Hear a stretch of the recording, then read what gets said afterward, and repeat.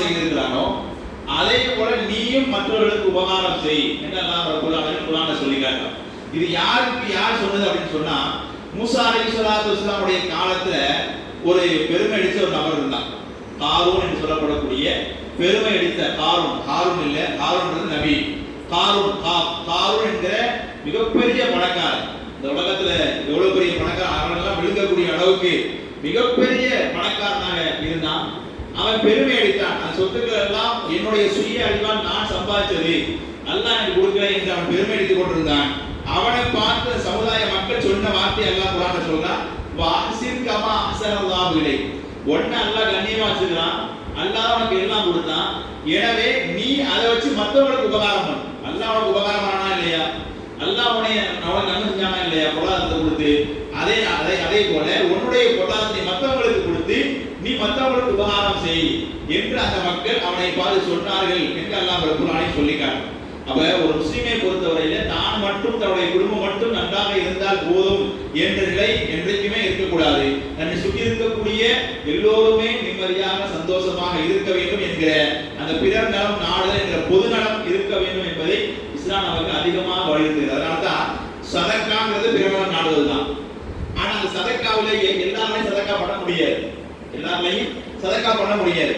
ஆனா ரசூலுல்லாஹ் என்ன சொல்றாங்க, நீங்கள் ஒவ்வொரு நாளும் உங்களுடைய 360 மூட்டுகளுக்காக நீங்கள் தினந்தோறும் சதக்கா செஞ்சே ஆகணுங்கிறாங்க.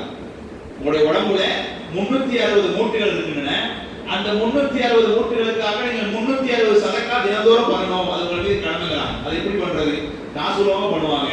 காசு இல்லாம எப்படி பண்ணுவாங்க அப்படின்னு சொன்னா, சதக்காவை ரசூலுல்லாஹ் நமக்கு ரொம்ப இலகுவாகி கொடுத்துருக்காங்க.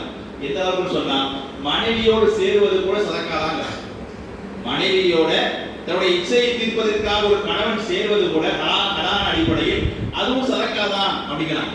அதே போல ஒருத்தர் கஷ்டப்படுறாரு வாகனத்துல ஏறுவதற்கு, அந்த வாகனத்தில் ஏறுவதற்காக நம்ம ஏற்றி விடுற மாதிரி வயசான ஆளு ஒரு பஸ்ல ஏற கஷ்டப்படுறாரு, ஒரு பைக்ல ஏறி உட்கார கஷ்டப்படுறாரு, ஒரு ட்ரெயின்ல ஏற கஷ்டப்படுறாரு, அவரை பிடிச்சி நம்ம மேல ஏற்றி விட்டா கூட அதுவும் சதக்காங்கிறாங்க.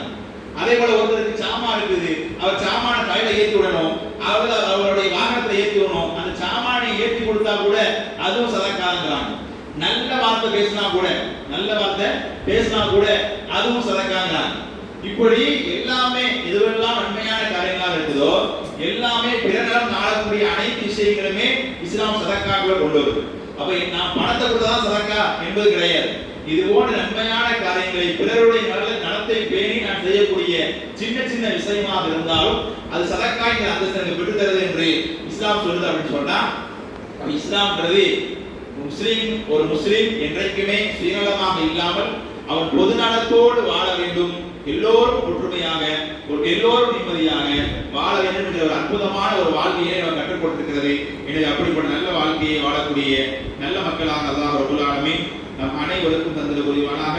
வாஹித் தஅவானா அல்ஹம்துலில்லாஹி ரப்பில் ஆலமீன். அஸ்ஸலாமு அலைக்கும் வரஹ்மத்துல்லாஹி வபரகாத்துஹு.